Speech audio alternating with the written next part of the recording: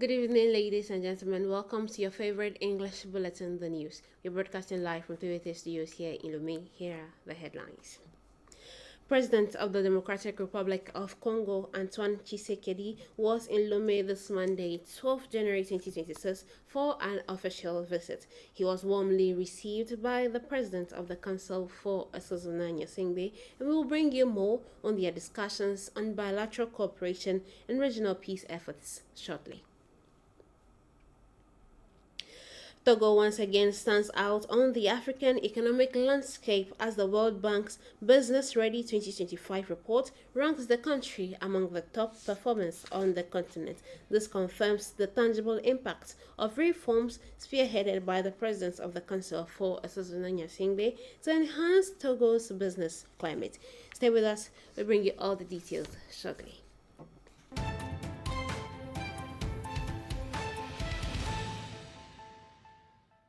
It is always a pleasure to have you join us. A friendship and working visit to Lomé, the President of the Democratic Republic of Congo, Antoine Tshisekedi Chilombo, was received this Monday by the President of the Togolese Council for Asozuna Nyasingbe. Their discussions focused on strengthening cooperation between Lomé and Kinshasa, the security situation in Eastern DRC, and of course the challenges of inter-regional integration. The meeting forms part of Togo's ongoing mediation efforts for peace and stability in the Great Lakes region. Gabriel Ayena reports.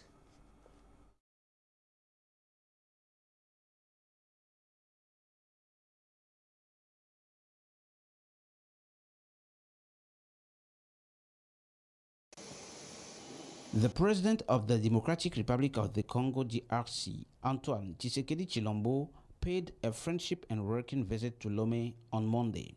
Upon his arrival in the Togolese capital, the Congolese head of state was welcomed by the President of the Council for Asozuna Nyasingbe. The two leaders subsequently held a working session focused mainly on bilateral relations, the situation in Eastern DRC, and interregional integration. During a one-on-one meeting, they reviewed cooperation between Lomé and Kinshasa and reaffirmed their shared commitment to further strengthening this partnership across various areas of mutual interest. Discussions also covered peace and security issues across the African continent, with particular attention to the Great Lakes region, which continues to face instability with serious economic and humanitarian consequences that hinder development. President Antoine Tshisekedi Chilombo commended President of the Council for Asozuna Nyasingbe for his mediation efforts aimed at finding a lasting solution to the conflict in Eastern DRC. As a reminder, President Nyasingbe is the African Union appointed mediator for resolving the crisis in the Great Lakes region. Since his designation by the continental body in April 2025, he has undertaken several diplomatic missions that have contributed to closing the gap between the parties, de-escalation of tensions, and the signing of a peace agreement between the DRC and Rwanda. President Tshisekedi Chilombo's last visit to Togo dates back to March 2024.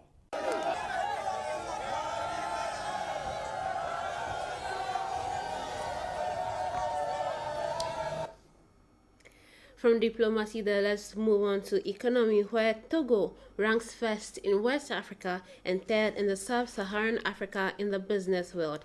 This is according to the second edition of the Business Ready report, which assesses the business environment across economies.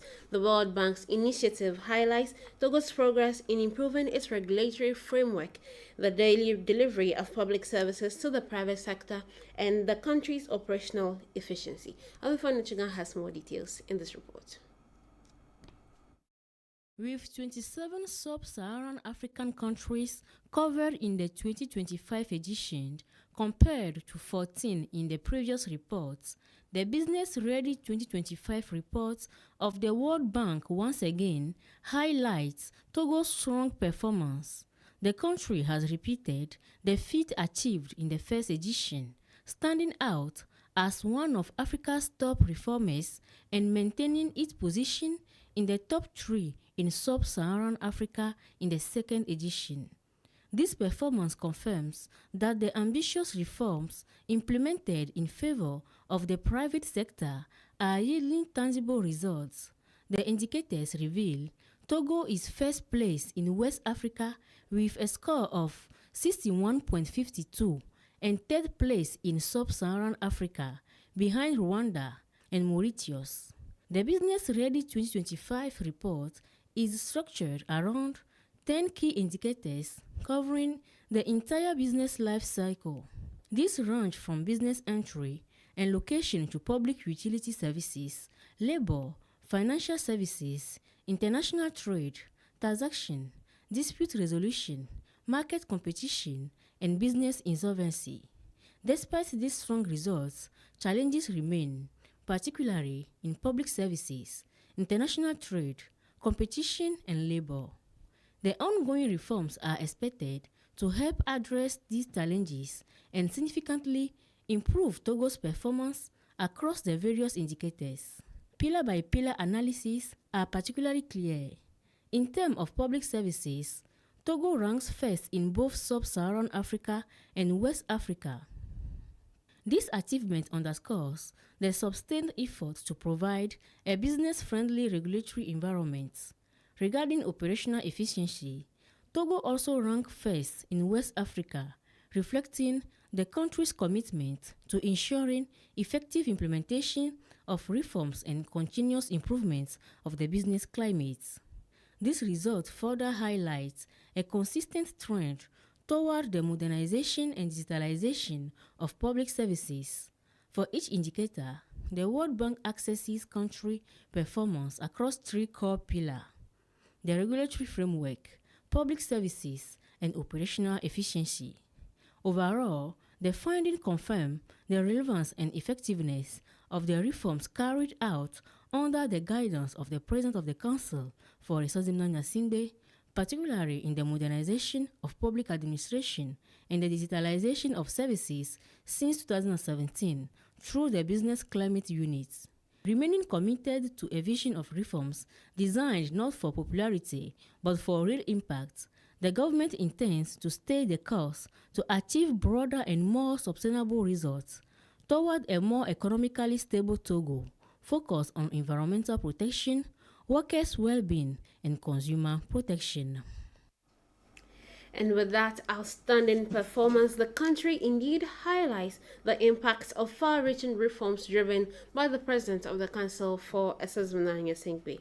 This report tells us more on these bold reforms that are building a more attractive and competitive business climate here in Togo. I'll have fun. Togo's strong performance in the new Business Ready 2025 report confirms the relevance and effectiveness of the structural reform policy implemented in recent years.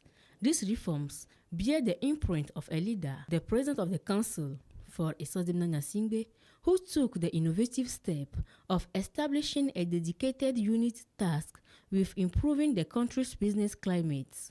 As a result, significant progress has been achieved in several key sectors. These advances have strengthened Togo's positioning as an attractive, preferred, and firmly reform-oriented economic destination in Africa. Ranking first in West Africa and third in Sub-Saharan Africa is no coincidence. It is the outcome of sustained efforts and strategic guidance from the President of the Council to substantially improve the business environment and promote the private sector. Areas covered include business creation and establishment, public utility services, employment, financial services efficiency, international trade, transaction, dispute resolution, market competition, and business solvency.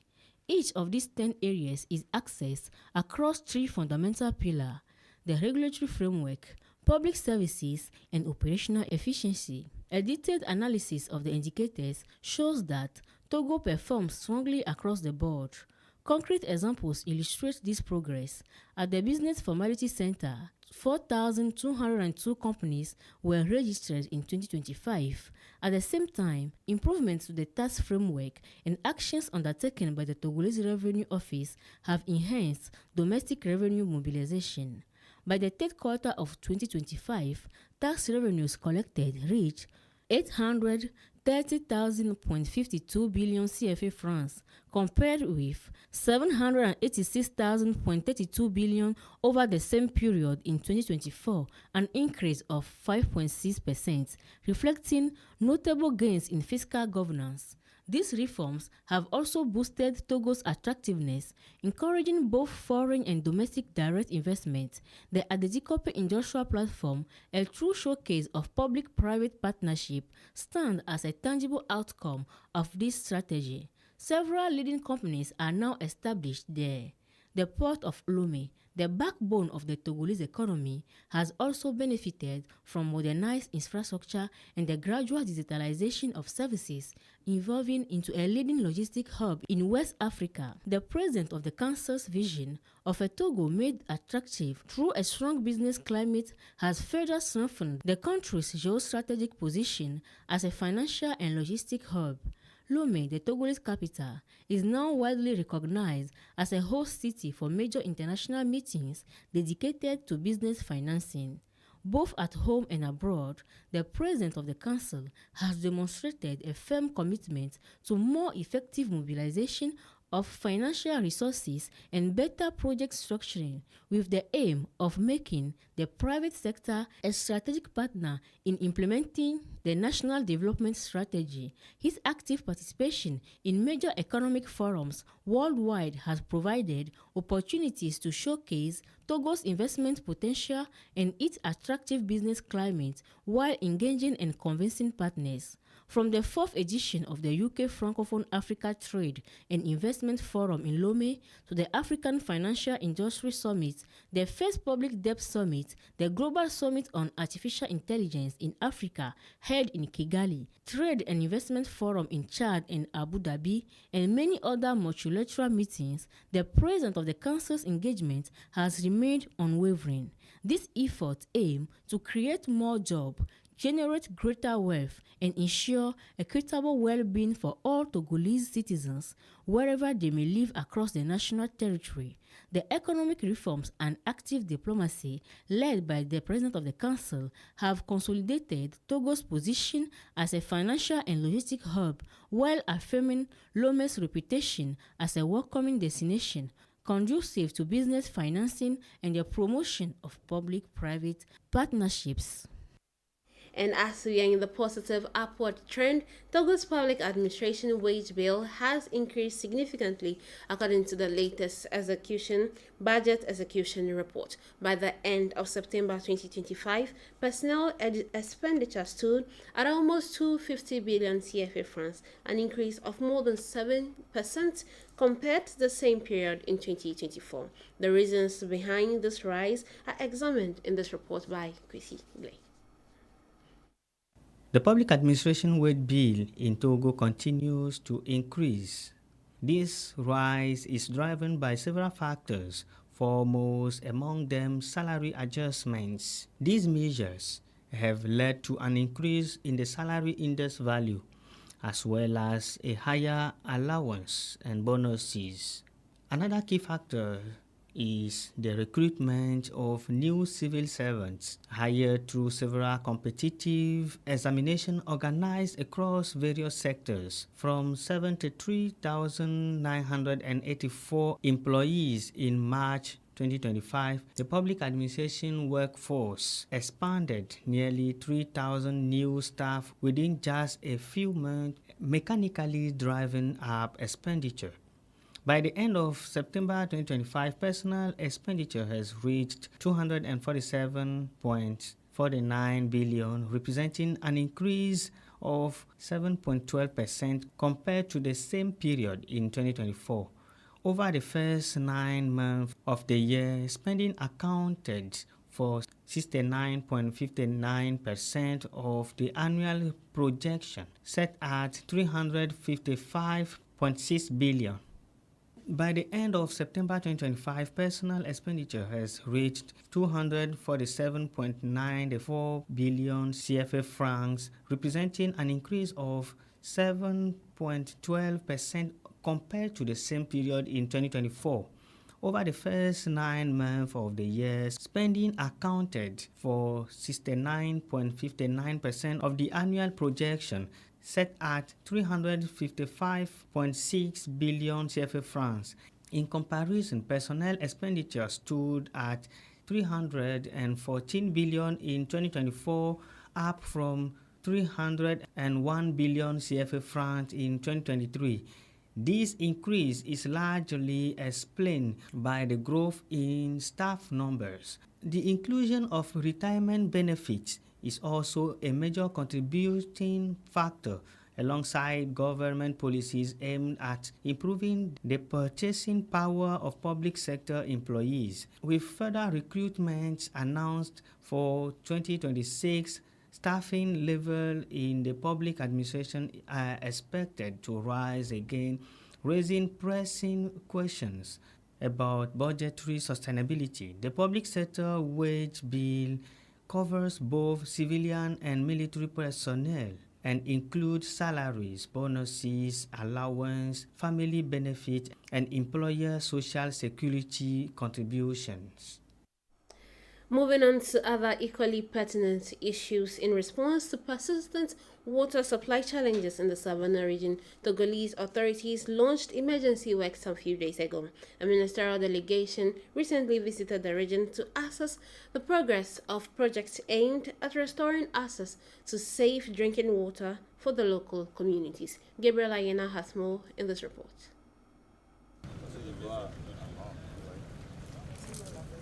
At the site of this 156-meter deep borehole with a production capacity of 3,000 liters per hour in the Mango Duan neighborhood, a ministerial delegation led by the Minister of Urban Planning and Development alongside the minister delegates in charge of water and sanitation carried out a supervision mission.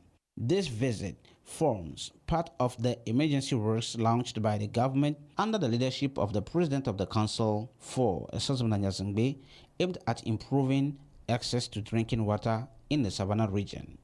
The mission enabled the delegation to assess the progress of works on another 115-meter deep borehole in Mango Duan, located in the area known as Forêt Echas. After Mango Duan, the delegation proceeded to Timbu in Commune 502, where a 2,000 cubic meter water reservoir is currently under construction. Manduri is also benefiting from similar water infrastructure.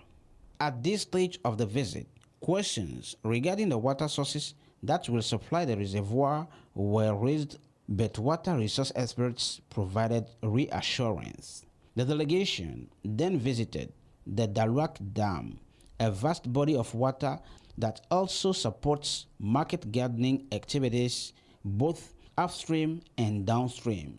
Between the installation of new equipment and the upgrading of existing facilities, technical teams are fully mobilized to speed up the works.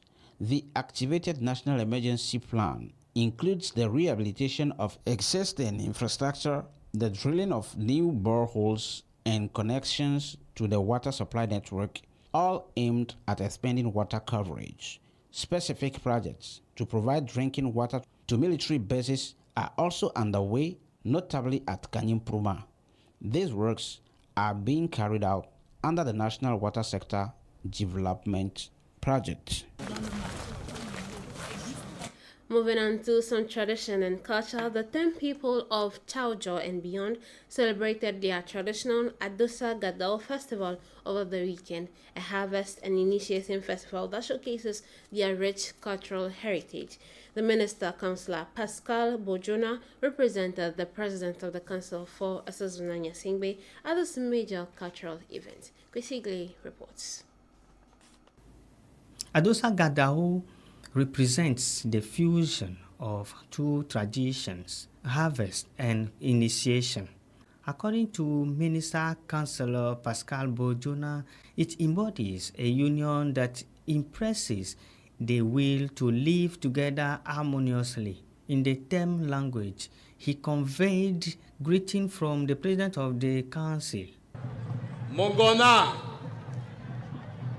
Nede Uroa, Manjats mavami sede. Wogon si chele ki akude safu wana. Wombua na chao jona edonzo kede, edonzo sinje, edonzo chere.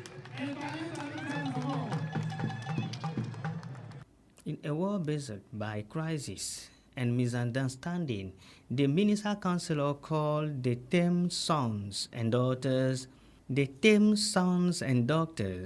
to embrace unity. L'entrée de notre pays dans une nouvelle phase institutionnelle. Our country's entry into a new institutional phase calls for maturity, responsibility, and civic vigilance. More than ever, Togo's stability depends on the wisdom of each community and the strength of each shared way of life. This is why I urge everyone to embrace the historic policy of the President of the Council to protect, unite, and transform. Let the values of Adosa Gadawo, courage, self-control, and solidarity continues to guide us. Les valeurs d'Adosa Gadaou, courage, maîtrise de soi, solidarité, continuent de nous guider. The commitment of the people of Chaojo demonstrates that culture is alive and remains a reliable path towards peace and sustainable development.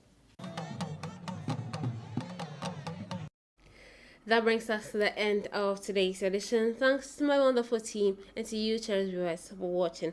Stay tuned to our channel for more updates. And remember, in a world of constant pressure and information overload, guarding your heart with due diligence remains essential to staying grounded and making wise decisions. Have a wonderful evening. Until next time, goodbye.